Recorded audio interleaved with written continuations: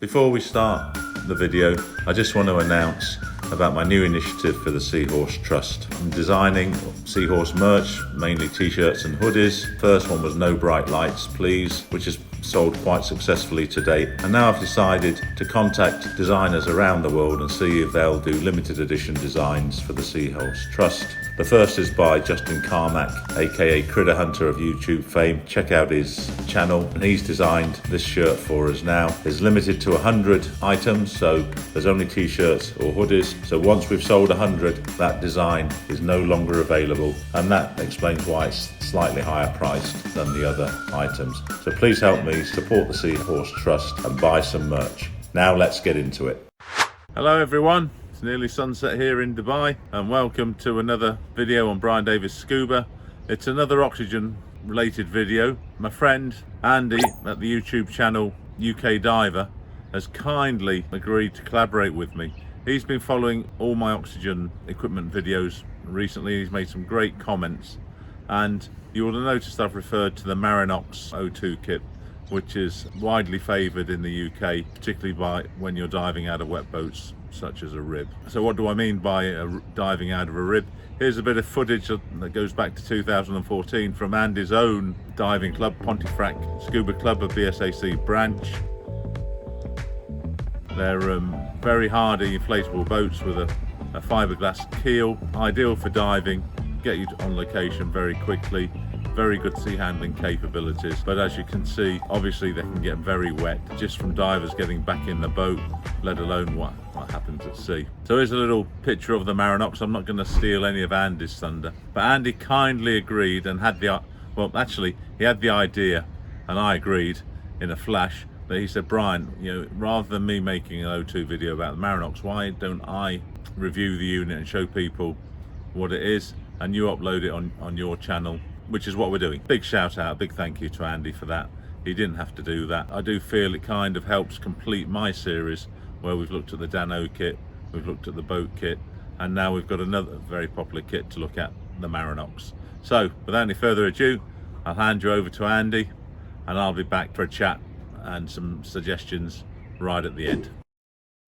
Thanks for the intro, Brian. My name's Andy, from UK Divers. Brian said, go out and check my channel, it would be much appreciated. So today I am here to introduce you to my Scuba Club's Marinox O2 kit. I've been following Brian and his O2 series and was watching with quite some interest, and I'm sure at some point he will get to mentioning one of these, but obviously not quite as popular out in Dubai as they are in the UK. If you are diving here in the UK, this is the emergency O2 kit you're most likely to come across. So I thought it would be a nice addition to Brian's series to run through the whys and what fors of this particular kit. I'm very sorry for the background here that, you know, I know Brian sat there enjoying the sunshine in Dubai, the sunset there. Unfortunately, in the UK, we are still under lockdown. So I'm afraid, yeah, my front room is the best you're getting. But anyway, let me introduce you to the Marinox kit. So the Marinox kit's quite a bit different to the kits that Brian's been putting together, upgrading and making look very pretty, because it's got a slightly different task. The main job of this is to be very, very portable, very, very robust and waterproof as an entire unit, and also it is designed to be extraordinarily easy to use with literally very, very minimal setup to come to use it. So guys, the first thing obviously I want to talk about is the outside case. Now, it's normally looking a bit prettier than this. Obviously, it doesn't say oxygen anymore on it. Like I say, this kit is 3 years old, and it goes through the ringer, chucked on and out, on and off boats, in and out of boots, on beaches, this, that, and the other. And the stickers were looking a bit scratty. They started peeling off, so we just got rid of them. And I'm currently waiting for some new oxygen stickers to come from my friend Mark from divesize.com. So go check him out. And as soon as they turn up, we'll put the appropriate labels back on. The case is made of a very hard plastic tube, and those in the construction industry, certainly in the UK, may be looking at this and going, Andy, that's bog pipe. And you'd be right, it is bog pipe. So what do I mean by that? It's toilet pipe. It's the pipe that's used in UK construction nowadays when building houses to take away domestic waste into the sewage system. Unglamorous as that seems, it does mean that this thing is like rock. It is super solid. It's designed to live for years and years, decades underground with pressure on it and all that kind of nasty stuff, and stand up to it. So it's really, really tough and ideal for this kind of purpose, and it's a nice little size as well. All the other components are, you know, similarly sort of building type components, the lid, that kind of thing. It does come with a bespoke little rubber boot that's very nice and keeps it upright. It's all waterproof and gas proof as well. A couple of features to note on it is these little side pads here, and they're the same stuff that you get on a skateboard. It's like skateboard grip. And it's very, very handy because you think, you know, you're rolling around on a wet rib. When you need to use this, you know, something's gone wrong. You might be wet, you might be cold. It's nice to have something to grip onto rather than just a shiny plastic pipe. It's really, really nice. So, you know, grabbing it like this to undo, or, you know, perhaps putting it between your knees to undo.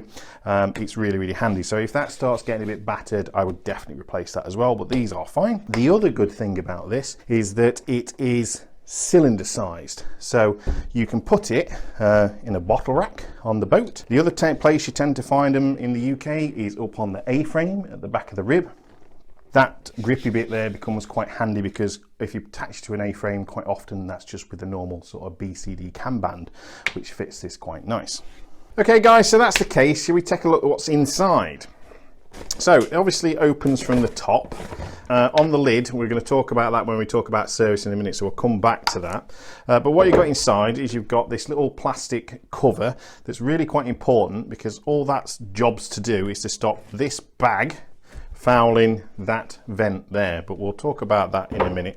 So in the top then you've got this black canvas bag, and in there is your constant flow kit. It's basically a bog standard pocket mask with this one comes with a one-way valve, so you can breathe in but it doesn't come out at you, and it's obviously got the little nipple for the O2. With that is obviously a O2 hose. I'm just going to knot here, that's not very good, is it? Right, there we are. And on one end you've got this little rubber bit that connects into there. You've got what looks like the end of a low pressure valve, perhaps a BC, something like that, but it's a quick change connector anyway, and I'll show you where that goes in a minute. So that's your constant flow kit. Next in is your mask that fits onto the regulator system. Now again, with servicing, this is going to get replaced, because if you can see that, I don't know if you see that, but it's all gone a bit flat. The air's leaked out the silicone mask, so they're not too expensive, they're only 3 or 4 quid. We'll replace that, but I'll just put that there for a second, because your next bit is here, and it's your primary sort of regulator. This is the bit that you'd use if your diver was conscious, and the mask is just a push fit onto there, nothing complicated. And then once that's on, obviously, again, that's how you would deliver the O2 to a diver that was conscious and able to do that for themselves. This one, conversely, is for an unconscious diver. Now I'm going to lift the cylinder and the regulator out of the case, or the first stage anyway. And I'll see if I can get the sponge to come with it. No, it hasn't. So there's the cylinder. And there's the sponge. And all the sponge does is just hold the bottom of the cylinder nice and tight in the tube. You'll also note that we've got some foam here just to protect the end of the regulator at both sides. So guys, let's take a look at the top of the cylinder's first stage. Okay, one thing about this cylinder is a lot of the old style ones used to have a key to switch the valve on. This one just comes with a little knob, and it's a quarter turn. Okay, there's no having to unwind it, so basically quarter turn, that is your gas on. Okay, so off, on, simple as that. Okay, no screwing and screwing. It does wind out, and you can do if you want, but it doesn't need it. Quarter turn is more than ample. And as you can see, we've got our own little sort of pressure gauge on the top. We're in the green, so all good from there. So I'm just going to knock this off again. Okay, on the side of the regulator you've got this movable spigot here, and that is where your constant flow plugs in. So if you've got an unconscious diver that you need to put O2 on, you basically just get that nipple there and you plug it in. So this is really easy to do, guys, because unlike a BC inflator or something like that where you've got to pull the collet back to insert it, this one is already back. So all you do, literally all you do, is press that in. You can just hear that as it dies. And as soon as you plug that in, that will start delivering a fixed 10 litres per minute to your pocket mask. Now it is fixed, you can't adjust that rate, and I know a lot of people say, well, 10 litres is not enough. The reason we have 10 litres on this particular kit is because we've got such a small cylinder. So we'll talk about cylinder size in a second. If I just disconnect that. So in day-to-day use, guys, there is no need to remove this first stage. Like I say, the kit is set up in the box ready to go, but just for the sake of this video, we'll take it off and have a look. So if you're the one that's in charge of having this filled, I guess you'll need to do this. But that's it, that's the cylinder. It's got a what they call a 2-pin index. So it's got 2 little holes there under the main valve, and that corresponds, I don't know if we can get in there, I don't know if you can see them, there's 2 pins on there, so you cannot get this like upside down or the wrong way round. It's just not possible to do. So that's what we call a 2-pin index. Nothing really much else to say on that, except we need to put it back together. So when you put it on, you just need to locate the pins in the body and then just wind it up. Simple as that. So with this particular kit, guys, we get a 2-litre cylinder. Now, just as a point of note, if you buy this one new today, the kit does actually come with a 2.7-litre cylinder, I think. So it is a little bit more capacity for you. But this takes a pressure of up to 200 bar. So 200 bar, 2 litres. That's 400 litres of air. Now, worst case scenario, if you're delivering gas on the constant flow kit, you're going to be using 10 litres a minute. So that gives you about 40 minutes worth of gas. If you're using the regulator, that doesn't use as much because obviously you're only delivering gas as and when the person's breathing in, not all the time. It should last a little bit longer. Now, for us here in the UK, that's pretty okay, to be honest with you, because like I say, this is probably going to come out on a rib, it comes out on shore dives, it comes in places like that where you're not going to be 40 minutes away from help. This, you know, remember, is a first aid kit. This is not long-term treatment, and we want to pass the injured diver or the diver with DCI, whatever's wrong with them, off to a medical professional just as soon as we absolutely can. So this is first aid, you know, pure and simple. And the reality is if we're on the rib, it's very rare that I am more than 40 minutes offshore, to be honest with you, because if we were going further than that, we'd book a hard boat, you know, a boat like Brian's, a big boat, and we'd go out, and they obviously have their own U2 kits. So on a rib, it's okay. Even if we were 40 minutes out, to be fair, here in the UK, we are very fortunate to have a group of people called the RNLI, the Royal National Lifeboat Institution, and they're all around the UK. If something did happen, our first job would be on the radio to them to say, look, we've got an incident and we're coming back in, and the chances are they'll meet us halfway, and they are loaded with gear and they will take over from there. Worst case scenario is we would radio to have an ambulance waiting for us when we hit the dock back wherever we launched from, because that's the beauty of a rib, you can go from anywhere. But again, it's about getting the injured party passed over to a medical professional as soon as possible. So one of the downsides of this kit is its small size, but that's also one of the benefits as well, because like I say, this kit is designed to be super portable, it's designed to be robust, and it's designed to be easy to use. It's just one of the trade-offs. So for diving in the UK, if you're shore diving or if you are diving on a rib, this is kind of the go-to system, and the cylinder size is what kind of makes it go-to. So guys, as I said, I was servicing this kit, and when it comes to servicing, the case is the bit that you're really interested in, okay? All of this stuff is kind of medical grade, and it is certainly not designed to be bathed in salt water for any length of time at all. So when you are servicing this kit, well, at any point really, your primary concern is to keep water out of this as much as you possibly can, okay? This needs to be watertight, and salt water never, ever, ever must get in here, because if it does and it goes unnoticed for any length of time, like literally days, it's going to destroy all this, and you're going to be, you know, in kind of big trouble. Now, this setup currently, if you want to buy it, and I'll get Brian to leave a link down to where you can buy it from, is just shy of £1,000. So, you know, it's really important that you do look after this kit. Now, this bit is pretty solid, okay? I've never known one of these fail, apart from perhaps when somebody's driven over it with a car or something daft. Your main failure points are on your lid, and that's why I said earlier in the video we'll come back to this.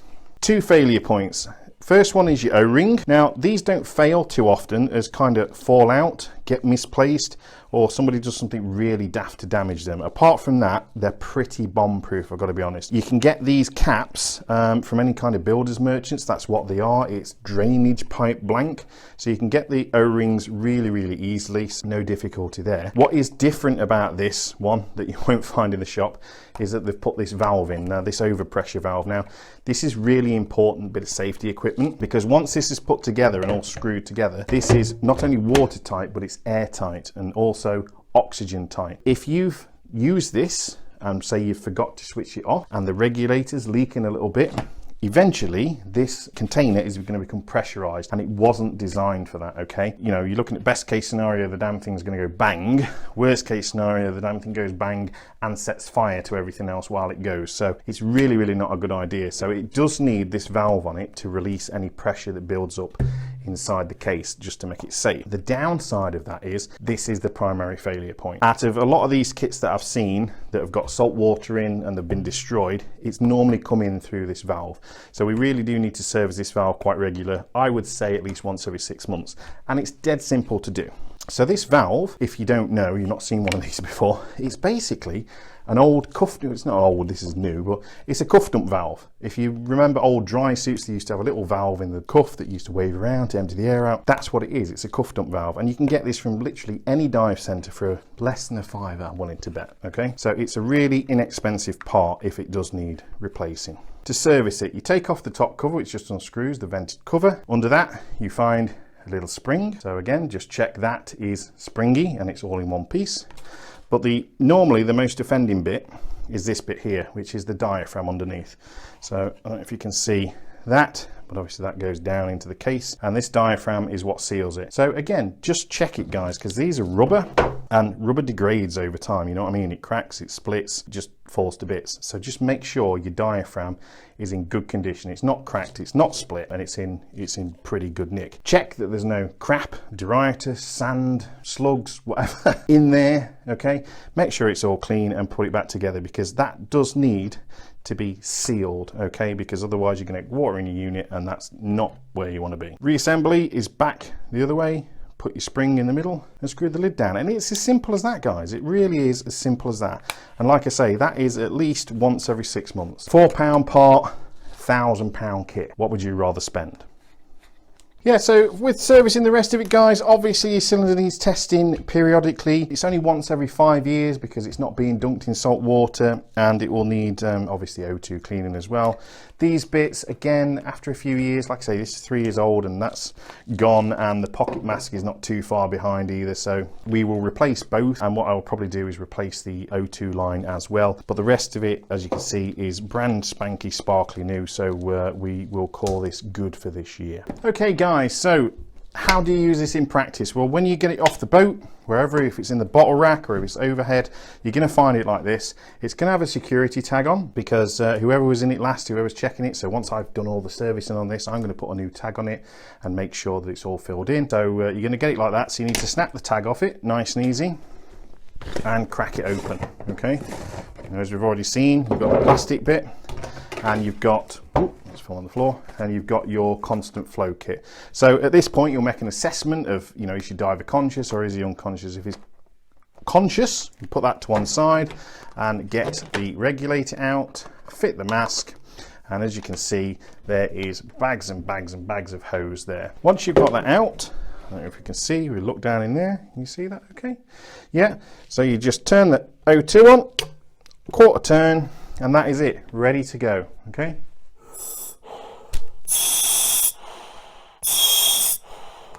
Oh, I feel all energized now, a bit of free O2. You can have one diver on that if they're conscious.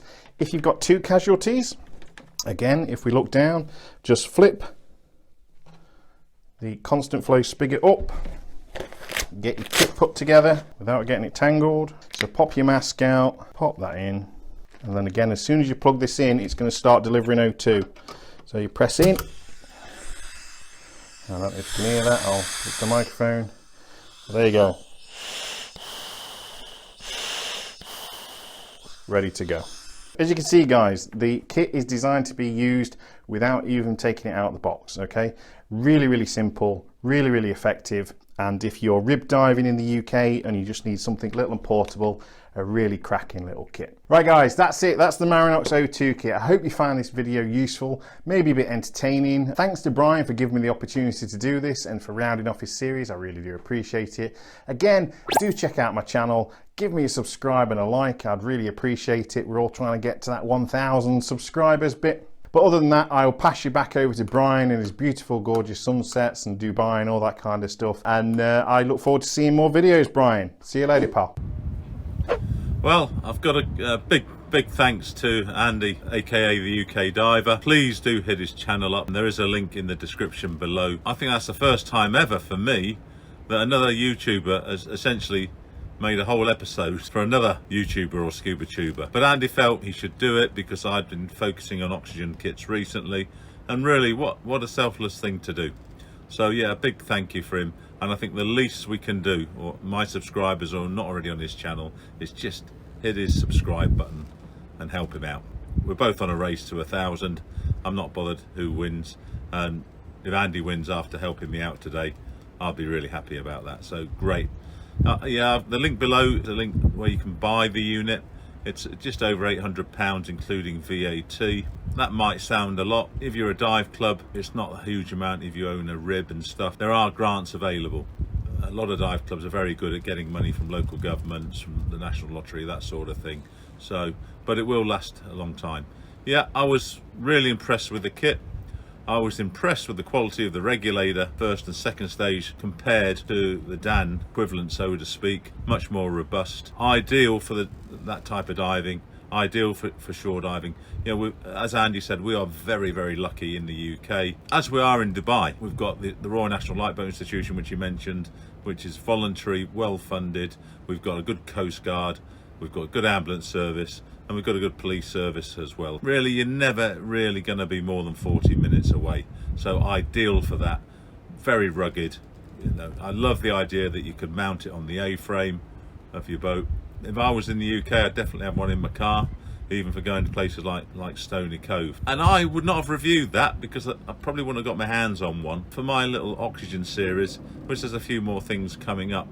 Really appreciated that, Andy. Really did. And I take my hat off to you for doing that. It was, as I said earlier, very selfless. Unfortunately, you know, I'm off. I'm travelling tomorrow. You've got a beautiful nightscape, and just over here is the QE2, which is now a floating hotel. That's my new backdrop. You will see soon why, the reasons I changed marinas. Much better for us, much better for diving. But there's some videos coming up on that. But for now, Andy, thanks again. Everyone, thanks for watching. I hope you found this useful. I certainly did. We didn't have Marinoxes in my day in the UK. Brilliant, really nice. Another option that's available for divers for oxygen first aid. Thanks for watching. See you next time.